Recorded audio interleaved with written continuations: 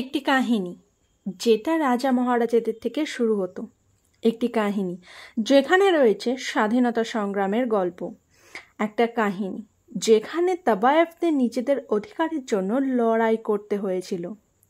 এই কাহিনীটি হলো হীরামান্ডির, ভারতের সেই সমস্ত মেয়েদের যারা দেশকে নিজেদের থেকেও অনেক ওপরে রেখেছিল, কিন্তু তাদেরকে এই সমাজ নাম দেয় তাবায়েফ। এখন নিশ্চয়ই বুঝতেই পারছেন আমি Sanjay Leela বানশালের most weighted web সিরিজের কথা বলছি, যেটা নেটফ্লিক্সে লাইভ হয়ে গেছে। কম বেশি আমরা সবাই দেখেছি, আর না দেখলেও এটা সম্পর্কে একটু হলেও জানতে পেরেছি কোথাও না কোথাও থেকে। কিন্তু আপনি কি জানেন হীরামান্ডির আসল কাহিনী কি? কিভাবে জড়িত ছিল মোগল সম্রাট আকবর থেকে মহারাজা রঞ্জিত সিং?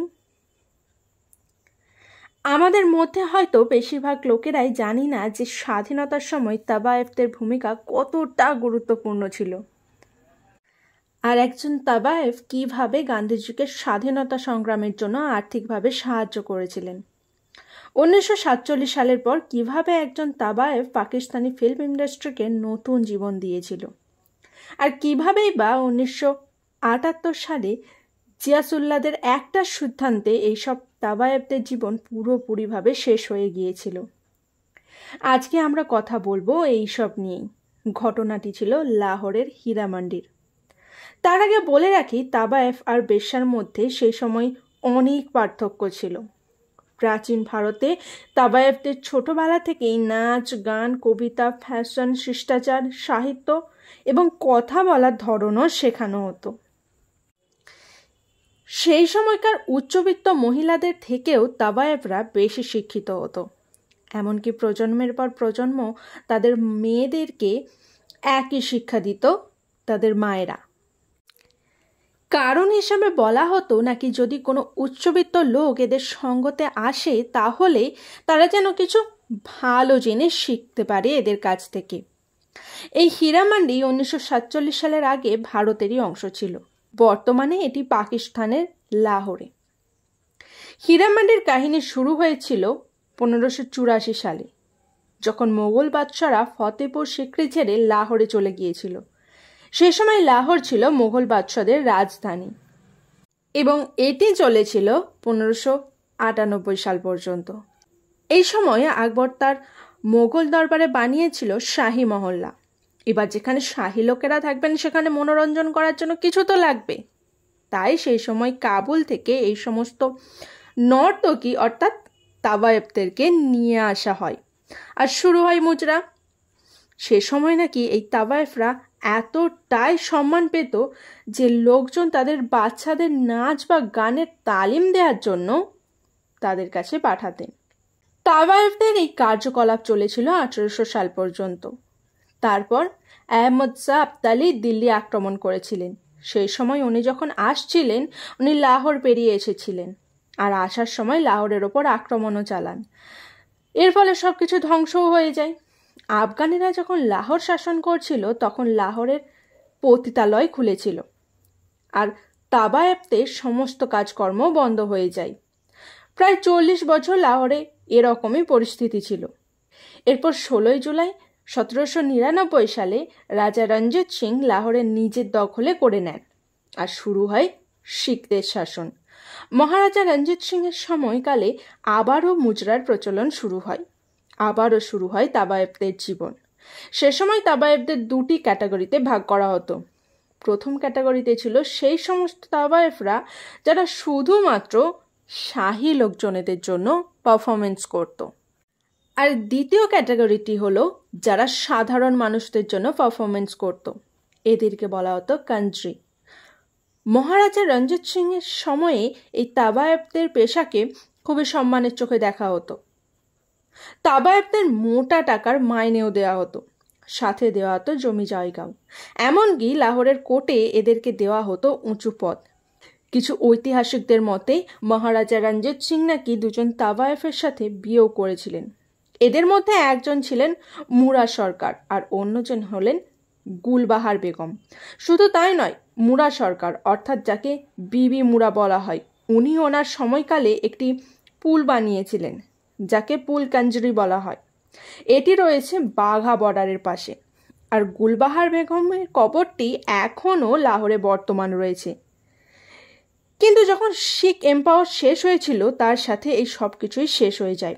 1846 থেকে 1849 সালে যে শিখ এবং ইংরেজদের সাথে যুদ্ধ হয়েছিল তাতে সব কিছু নষ্ট হয়ে যায় আর লাহোর চলে যায় ইংরেজদের দখলে। এর কারণে আবারও তাবায়াবদের এই শাহী মহল্লাটি পতিতালয়ে পরিণত হয়ে যায়। তারপর ওই মহল্লাতেই রাজারা যেত না, যেত শহরের বড় লোকেরা এবং ইংরেজরা। তারপর এটির নাম শাহী মহল্লা থেকে বাজার 21 অর্থাৎ সৌন্দর্যের বাজার নাম হয়, যেখানে চলত শরীর বিক্রি। 1864 সালে একটি অ্যাক্ট চালু করেন এবং তাবায়াবদের মুচরাতেও ব্যান লাগিয়ে দেওয়া হয়। আর সেই সময় ব্রিটিশ শাসকরা এই তাবায়াবদের সাথে ভীষণ বাজে ব্যবহার করে। এবার আসা যাক কিভাবে এর নাম হীরা মান্ডি হলো। আসলে মহারাজা রঞ্জিত সিংয়ের সৈন্যের মধ্যে একজন ছিল, তার নাম ছিল ধ্যান সিং ডোগরা এবং তার একটি ছেলে ছিল আর তার নাম ছিল হীরা সিং ডোগরা। মহারাজা রঞ্জিত সিংয়ের পর হীরা সিং ডোগরা হীরা মান্ডিতে একটি সবজি বাজার খুলেছিলেন আর এই বাজারটির নাম হয় হীরা সিংদি মান্ডি অর্থাৎ হীরা সিংয়ের বাজার। তারপর 19 শতকে পুরো এরিয়াটিকে হীরা মান্ডি নামে ডাকা হতো। 19 শতকে আবারও তাবায়াফরা তাদের জীবন ফিরে পায়। সে সময় লাহোরে হীরা মান্ডি ভীষণই জনপ্রিয় একটি জায়গা হয়ে উঠেছিল। 1940 সালে ওস্তাদ বড় গুলাম আলী খাঁ ও ওস্তাদ উমিদ আলী খাঁর মধ্যে একটি বড় কম্পিটিশন হয়েছিল আর এই কম্পিটিশন দেখতে হাজার হাজার লোকেরা এসেছিল। এই কম্পিটিশনে দুজনেই বিজয়ী হন। শুধু তাই নয়, নূরজাহান ও খুরশিদ বেগমের মতো মানুষদের শুরুও এই হীরা মান্ডি থেকেই হয়েছিল। এবার আসা যাক হীরা মান্ডির তাবায়াবদের স্বাধীনতা সংগ্রামের অবদান কতখানি ছিল। এখানে শুধু হীরা মান্ডির তাবায়াব নয়, পুরো ভারতের তাবায়াবরা স্বাধীনতা সংগ্রামের কতটা ভূমিকা ছিল আমরা সেটাও জানব। বলা হচ্ছে নাকি সঞ্জয় লীলা বনসলের ওয়েব সিরিজ হীরা মান্ডিতে আদিতি রাও হায়দারি যে বিপজানের ভূমিকায় আছে সেটা আসলে আজিজান বাইয়ের থেকেই অনুপ্রাণিত হয়েছে। 1857 সালে আজিজান বাই কানপুরের একজন বিখ্যাত তাবায়াব ছিলেন। ওনারই কোঠাতে 1857 সালের রণনীতির ওপর চর্চা হয়েছিল, যাতে নানা সাহেব, তাতিয়া টুপি, শামসুদ্দিন খাঁ, আজমুল খাঁ ছিলেন। আজিজান বাই মহিলাদের এমন একটি গ্রুপ বানিয়েছিলেন যারা স্বাধীনতা সংগ্রামে প্রচুর সাহায্য করেছিল। এমনকি আজিজান বাই পুরুষের পোশাক পরে ছদ্মবেশে এই লড়াইয়েও নেমে পড়েছিলেন। পরে ওনাকে ফাঁসির সাজা দিয়েছিল ইংরেজরা। এরকমই অনেক তাবায়াবরা স্বাধীনতা সংগ্রামে নিজেদের কত কিছুই না ত্যাগ করেছিল। মহাত্মা গান্ধী যখন আন্দোলন করছিলেন তখন হুসনাবাই, বিদ্যাধরী বাইয়ের ভূমিকাও ছিল অপরিসীম, কিন্তু স্বাধীনতা সংগ্রামের কোনো বইতে এদের কোনো উল্লেখ পাওয়া যায় না। হুসনাবাই অন্যান্য তাবায়াবদেরকে বিদেশি দ্রব্য বর্জন এবং গয়নার জায়গায় লোহার হাতকড়া পরতে উৎসাহিত করেছিল। সিদ্ধেশ্বরী দেবী যখন মেহফিলে বসেছিল তাতে নাকি তিনি দেশভক্তির গান গেয়েছিলেন। গওহরজান ছিলেন একজন বিখ্যাত তাবায়াব। ওনার সাথেও জড়িত রয়েছে একটি বিখ্যাত কাহিনী। বলা হয় যখন গান্ধীজি স্বরাজ ফান্ডের জন্য টাকা তুলছিলেন তখন এই গওহরজানকে পারফরমেন্স করতে বলেছিলেন। এতে গওহরজান একটি শর্তও রাখেন, আর শর্তটি হলো উনি যখন পারফরমেন্স করবেন তখন গান্ধীজিকে ওইখানে উপস্থিত থাকতে হবে। এরপর যখন গান্ধীজি ওইখানে এসে উপস্থিত হননি, গওহরজান ওই পারফরমেন্স থেকে যে টাকা উঠেছিল তার হাফ টাকায় স্বরাজ ফান্ডে দান করেছিলেন। স্বাধীনতা সংগ্রামের সাথে জড়িত আরও অনেক তাবায়াবদের কাহিনী আছে, কিন্তু ওনাদেরকে সেইভাবে সমাজের সামনে তুলে ধরা হয়নি। হীরা মান্ডি যে সমস্ত তাবায়াব ছিল তারা নাকি ইংরেজদের খুব কাছের ছিল। তাবায়াবরা ছিল সেই সময়কার এক রকমের গুপ্তচর। ইংরেজদের সমস্ত গোপন তথ্য সেই সময় স্বাধীনতা সংগ্রামীদেরকে দিতেন। এরপর 1947 সালে ভারত স্বাধীন হয় আর লাহোর পাকিস্তানে চলে যায়। এরপরেও হীরা মান্ডির তাবায়াবদের জীবনযাত্রা ভালোভাবেই চলছিল। ওই সময় এক তাবায়েব যার নাম ছিল নার্গিস বেগম, তার পোশাকি নাম ছিল নিগ্গো। এই নিগ্গো ছিল সেই সময়কার পাকিস্তানের বিখ্যাত অ্যাক্ট্রেস। উনি প্রায় 100টির ওপরে ফিল্ম করেছিলেন সেই সময়। এবার আসি বিখ্যাত গায়িকা জাদ্দান বাইয়ের কাছে। উনিও ছিলেন একজন তাওয়ায়েফ।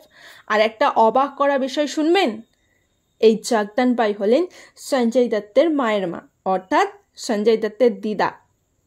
বলিউডের প্রথম মহিলা ডাইরেক্টর, যার নাম ছিল ফাতিমা বেগম, উনিও একজন তাওয়ায়েফ। আর সাথে ছিলেন উনি একজন অ্যাক্টর ও স্ক্রিন রাইটার। এবং অ্যাক্টর কাজলের দিদার মা রতনবাই, উনিও একজন তাওয়ায়েফ ছিলেন। এতটা শুনে বলা যায় এই তাওয়ায়েফদেরও পাকিস্তান এবং ভারতের গানের সাথে ও অভিনয়ের সাথে অনেক বড় অবদান রয়েছে। এবার আসি এই হীরা মান্ডির পতন কিভাবে হলো।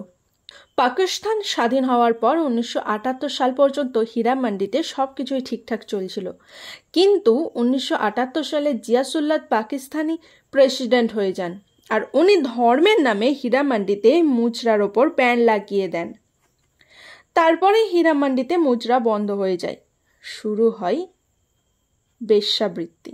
আর সেই সময়কার মুঘলদের শান হীরা মান্ডি বর্তমান সময়ে এখন লাহোরের রেড লাইট এরিয়াতে পরিণত হয়েছে। এটাই ছিল হীরা মান্ডির পুরো ইতিহাস। কেমন লাগলো আমাকে কমেন্টে জানাবেন।